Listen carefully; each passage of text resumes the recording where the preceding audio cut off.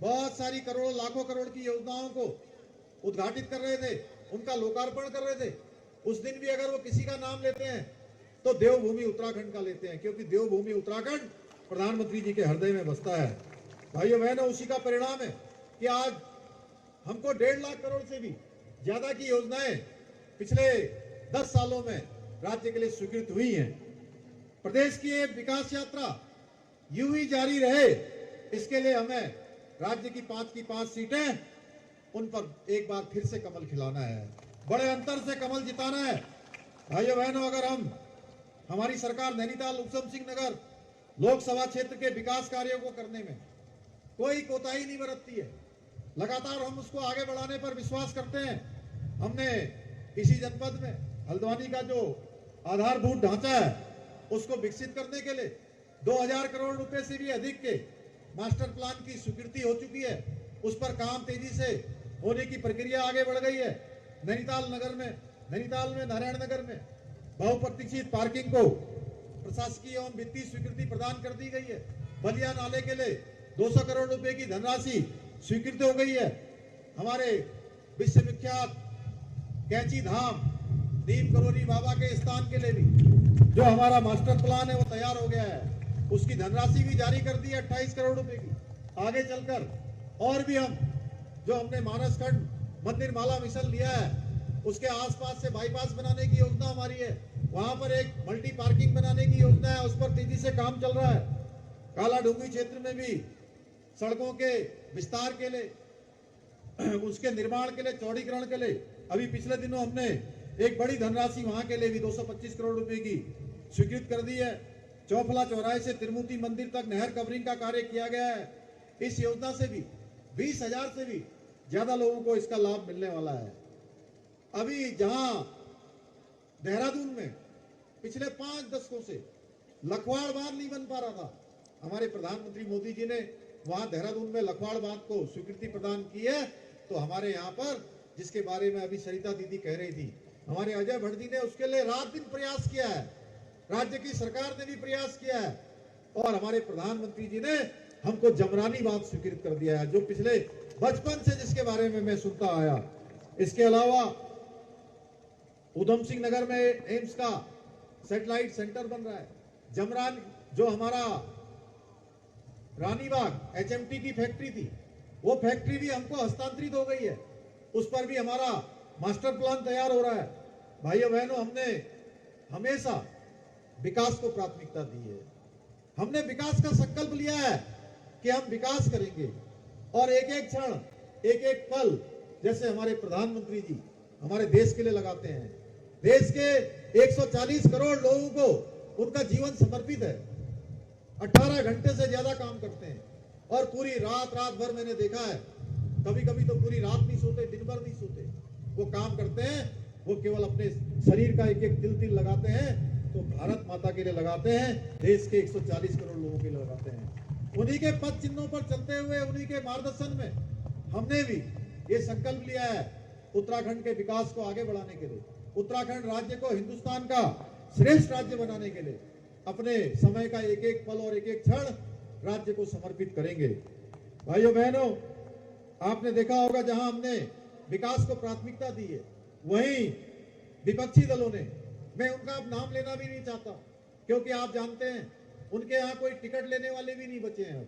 Ticket भी ऐसे ऐसे लोग ले रहे हैं जिनको आप केवल चुनाव के समय में ही उनका नाम सुनेंगे। आप जब वो आएंगे कि नहीं आएंगे ये भी पता नहीं है अभी आपके बीच में, क्योंकि 20 दिन चुनाव के रह गए हैं, और ये क्षेत्र बड़ा लंबा है हमारा, गर्म पानी से लेकर वहां चकरपुर तक, खटीमा तक, उधर जसपुर तक। ये भट्ट जी ने तो ये कई बार आना जाना हो गया इनका, आते जाते रहते हैं, हम लोगों को भी कहते रहते हैं, अरे बेताल घाट में ये नहीं हुआ, वहां के लिए ये योजना लाओ, आप वहां से यहाँ की, मुझे ट्रेन चलानी है, यहाँ के लोगों को यह सुविधा हो रही है, नैनीताल में जाम लग रहा है, यहाँ के लिए काम करो, काला डूंगी में ये सड़कों का चौड़ीकरण करो, यहाँ के लिए रिंग रोड की स्वीकृति करो, हल्द्वानी का जो मास्टर प्लान है उसको जल्दी लागू करो, जल्दी धरातल पर उतारो, बलिया नाले का काम जल्दी करो, जमरानी बांध के लिए मैंने यहाँ इतना काम कर दिया है, अब तुम भी जो है सरकार की तरफ से कुछ यहाँ के लिए प्रयास करो, वन विभाग की तरफ से तुम्हारा ये काम रुका हुआ है, इसकी एनओसी जल्दी दे दो, जल्दी जो तुम्हारी औपचारिकताएं होनी ये कर दो। प्रधानमंत्री सड़क योजना में यहां से सड़क स्वीकृत हो गई है, पैसा भी आ गया है, लेकिन अभी एनओसी जो है अभी नहीं हुई तो ये रुका हुआ है, इसको जल्दी करवा दो। रोज ये कहते हैं, इनको एक एक क्षेत्र भी रट गया है, कभी यहाँ है, कभी वहां है, कभी वहां है। अब वो कांग्रेस वाले आएंगे, दूसरी पार्टी वाले आएंगे, उनको तो पता ही नहीं होगा। अब 20 दिन में वो 14 तो विधानसभा है हमारी, अब एक एक विधानसभा में 1.5 दिन का समय भी लगाएंगे, तो भी कितने दिन हो गए भाई प्रताप जी? 14 और 7 21 दिन हो गए। वो 10 से ज्यादा विधानसभा में भी नहीं जा पाएंगे, और जाएंगे भी तो छुएंगे, और पाला जैसे पाला होता है ना कबड्डी में, पाला छूने वाली, उस प्रकार की प्रतियोगिता उनके लिए होगी। इसलिए भाइयों बहनों, आप सब जानते हैं कांग्रेस पार्टी ने हमेशा परिवारवाद को बढ़ावा देने का काम किया है। प्रदेश में भी जब उनकी सरकार रही है, उन्होंने जो पाप किए हैं, मैं उन पापों की बात करूं तो उन पापों को तो गंगा मां भी नहीं धो सकती, इतने पाप किए हैं। गंगा मां के लिए भी वो पाप धोने लायक नहीं है। इनके काले कारनामों ने हमेशा देवभूमि को दाग लगाने का काम किया है, देवभूमि को हमेशा कलंकित करने का काम किया है।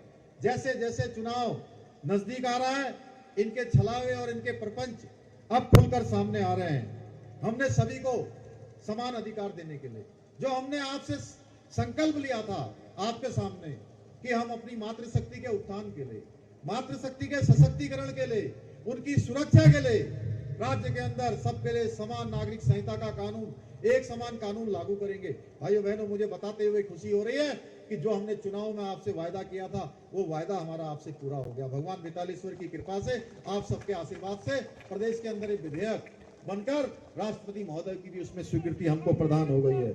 इसी प्रकार से हमने नकल के धंधे को चौपट, जिसने हमारे युवा नौजवानों के भविष्य को चौपट कर दिया था, उस नकल के धंधे को भी पूरी तरह से हमने समाप्त कर दिया है और नकल का कानून लाकर हमारे युवा नौजवानों का भविष्य सुरक्षित कर दिया है। गरीब माता पिता के बेटे बेटियों को अब उनकी योग्यता, क्षमता और प्रतिभा के आधार पर रोजगार मिलेगा। आपने देखा होगा पिछले 2 सालों में हमने इतना रोजगार दिया है, इतनी सरकारी भर्तियां निकाली हैं कि जितना 22 सालों में निकला है उसकी तुलना अगर हम इन 2 सालों से करेंगे तो लगभग 22 सालों में और 2 सालों में वो लगभग बराबर हो गई है। भाइयों बहनों, एक बड़ी संख्या है। और जब हमने ये काम भी किया, हमारे युवा नौजवानों को बरगलाने का काम हुआ। अभी सरिता दीदी कह रही थी कि ये परीक्षाएं हमारी सामान्य परीक्षाएं नहीं होती हैं, जिनमें हमने नकल का अध्यादेश लागू किया है। नकल का अध्यादेश 8वीं में पढ़ने वाले के लिए, 10वीं में पढ़ने वाले के लिए, 12वीं में पढ़ने वाले के लिए, डिग्री कॉलेज और यूनिवर्सिटी में पढ़ने वालों के लिए, विश्वविद्यालय में पढ़ने वालों के लिए नहीं है। ये अध्यादेश, ये नकल का कड़ा कानून हम उनके लिए लेकर आए हैं जिन्होंने नकल माफियाओं के साथ साठगांठ करके हमारे युवाओं के भविष्य को चौपट करने का काम किया था। अब एक भी नकल का मामला नहीं आ रहा है और इसका परिणाम ये हो रहा है कि अब एक प्रतिभागी जो एक परीक्षा में भाग ले रहा है उसका नंबर 1 में आ रहा है, फिर दूसरे में भी आ जा रहा है, तीसरे में भी चयन हो जा रहा है, चौथे में भी चयन हो जा रहा है। और कुछ भाई बहन हमारे ऐसे हैं जिनका 5-5 जगह एक साथ नाम आ गया है, 5-5 भर्तियों में एक साथ नाम उनका चयन हो गया है। उनके लिए भी कई बार कंफ्यूजन की स्थिति हो गई है कि अब मैं कौन सी नौकरी ज्वाइन करूं, कौन सी छोड़ दूं। इस प्रकार की स्थिति पैदा हुई है। हमने लैंड जिहाद के तहत सरकारी जमीन पर जो कब्जा था, जब हमने उसको भी मुक्त कराना चाहा तो इन्होंने प्रदेश को अशांति में धकेलने का काम किया। उसका भी इन्होंने राजनीतिक तुष्टीकरण के तहत वोट बैंक के लिए उसमें भी मीक में निकालने का काम किया। इसका उदाहरण आपने पिछले दिनों बनभूलपुरा में देखा होगा, किस प्रकार से वहां अराजकता फैलाने का काम हुआ, किस प्रकार से आगजनी का काम हुआ, किस तरह वहां पर उपद्रव किया गया, हमारी महिला पुलिस की बहनों के साथ किस प्रकार मारपीट हुई, जानलेवा हमला हुआ, हमारे पत्रकार भाइयों पर कैसा हमला हुआ, प्रशासन के लोगों को कैसे जान से मारने का प्रयास किया गया, आप सब लोगों ने देखा है भाइयों बहनों। लेकिन हमने तय किया है अराजकता फैलाने वाले एक एक अराजक तत्व को जेल के सलाखों के पीछे भेजने का काम हमने किया है, जेल की सलाखों के पीछे भेजा है। हमने प्रदेश के अंदर जो जोर जबरदस्ती धर्मांतरण होता था, उस धर्मांतरण पर भी हमने रोक लगाई है, सख्त कानून बनाया है। 10 साल तक की सजा का हमने प्रावधान किया है। लेकिन विपक्षी दल ये जानते हैं कि ये सरकार भारतीय जनता पार्टी की सरकार है, ये मोदी जी के नेतृत्व में, उनके मार्गदर्शन में चलने वाली सरकार है। ये किसी के आगे न झुकी है, न ये सरकार आगे झुकेगी। अगर झुकेगी तो केवल और केवल अपनी जनता जनार्दन के लिए झुकेगी। जहां भी झुकना होगा जनता जनार्दन के लिए झुकेगी।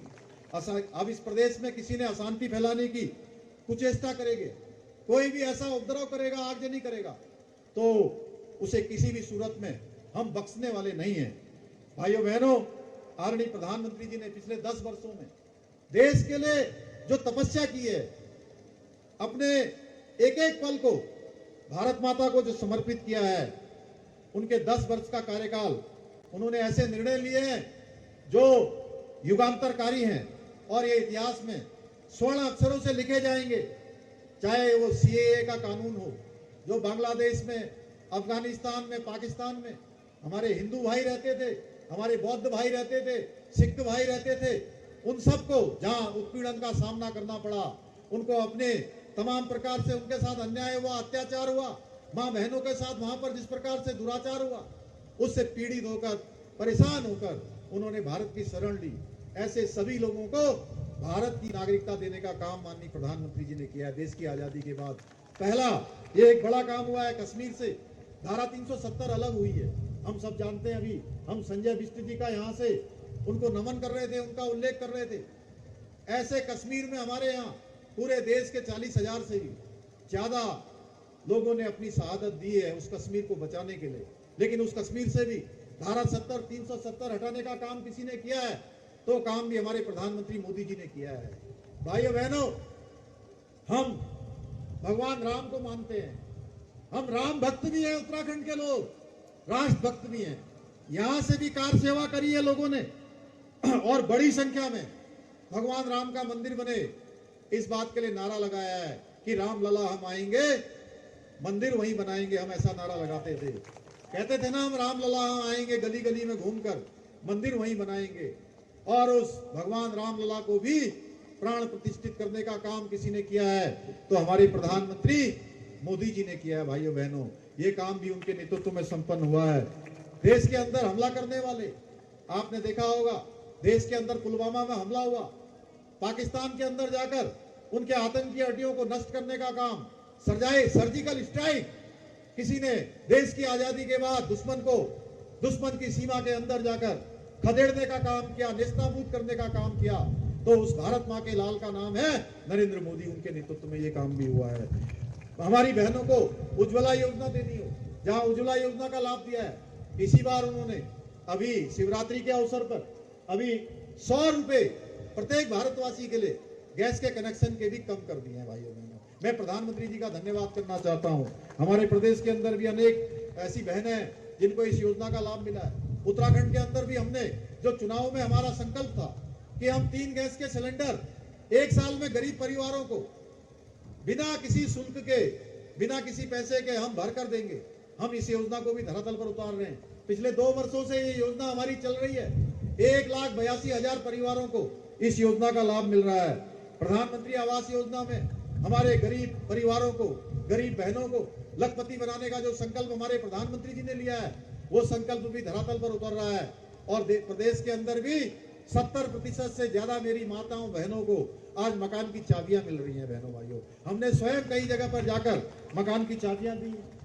प्रधानमंत्री निःशुल्क अन्न योजना जो मार्च 2020 से चल रही है, जो अभी सरिता दीदी यहां से कह रही थी कि बेटे को भी राशन, बेटी को भी राशन, किसी गरीब का घर का चूल्हा न बुझे, कोई भूखे पेट न सोए, किसी को खाली पेट न रहना पड़े, उसके लिए जो योजना चलाई है, वो योजना भी लगातार चल रही है। भाइयों बहनों, हर एक व्यक्ति की चिंता उन्होंने की है कोरोना महामारी के दौरान।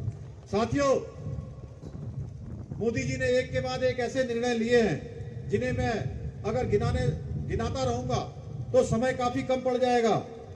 जबकि कांग्रेस पार्टी ने सरकार रहते हुए देश में 60 वर्षों से ज्यादा समय तक देश के अंदर शासन किया है, उन्होंने काम नहीं किया है, बल्कि काले कारनामे किए हैं। इसलिए आप सबसे मैं निवेदन करने के लिए आया हूं। 19 अप्रैल को सब लोग कह रहे हैं कि इस बार कोई ये नहीं कह रहा है लोकसभा नैनीताल में भी कोई नहीं कह रहा है कि कौन जीतने वाला है। सबको पता है कि अजय भट्ट जी जीतने वाले हैं और बड़े बहुमत से जीतने वाले हैं। लेकिन अब चर्चा इस बात की हो रही है कि कितने वोटों से जीतेंगे। पिछली बार ये 4 लाख वोटों से जीते थे, लगभग 3,92,000 वोटों से। और इस बार हम लोगों ने संकल्प लिया है कि इनको 5 लाख से ज्यादा वोटों से जिताना है। इसलिए आपको थोड़ा ज्यादा मेहनत करनी होगी और आपका एक एक वोट जो कांग्रेस के काले कारनामे है एक तमाचे की तरफ पड़ना चाहिए कि देश के साथ आपने इतने सालों तक इस प्रकार का छल और प्रपंच किया है।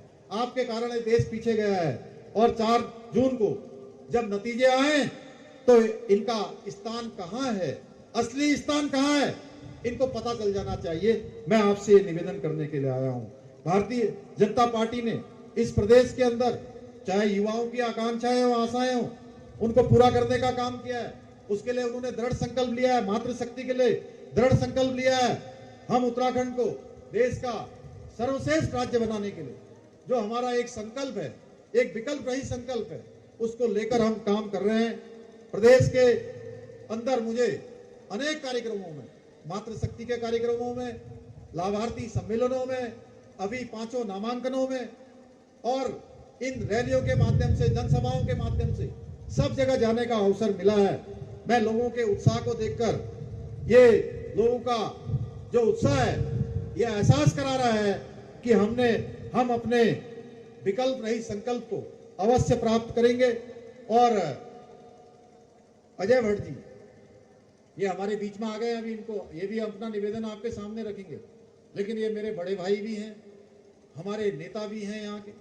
इन्होंने पिछले वर्षों से समाज की सेवा की है, राज्य की सेवा करी है।